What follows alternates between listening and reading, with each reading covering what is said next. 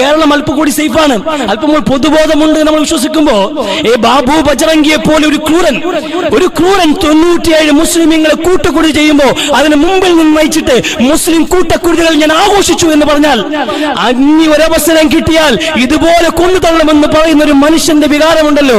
അതുപോലെ ചർച്ചക്കെടുത്തപ്പോ അവന്റെ മൃഗീയതയെ കുറിച്ച് ചർച്ചക്കെടുക്കുമ്പോ കൂട്ടമായി ഗർഭിണികളെ ബലാത്സംഗം ചെയ്തിട്ട് തൃശൂലം കൊണ്ട് വയറ് കുത്തിക്കീറി ഒരു പെണ്ണിന്റെ ഉദരം കുത്തിക്കീറി ചോരക്കുഞ്ഞിനെ എടുത്ത് കരിച്ചു കളഞ്ഞു എന്ന് പറഞ്ഞപ്പോ അത് കേട്ടുകൊണ്ട് ഇളിച്ചുകൊണ്ടിരുന്ന ഒരു മാധ്യമ പ്രവർത്തക മലയാളി അത് ആസ്വദിക്കണം. ഒരു പെണ്ണിന്റെ ഗർഭപാത്രം കുത്തി തുറന്ന് കൂട്ടബലാത്സംഗത്തിനായ വാർത്ത പറയുമ്പോ ബാബു ബജറംഗിയേക്കാളും അപകടകാരിയായ മനസ്സുള്ള പെണ്ണ് വാർത്തക്കാരിയായി മീഡിയയിൽ ഇരിക്കുന്ന ഈ ലോകത്ത് നമ്മൾ ഭയക്കണം.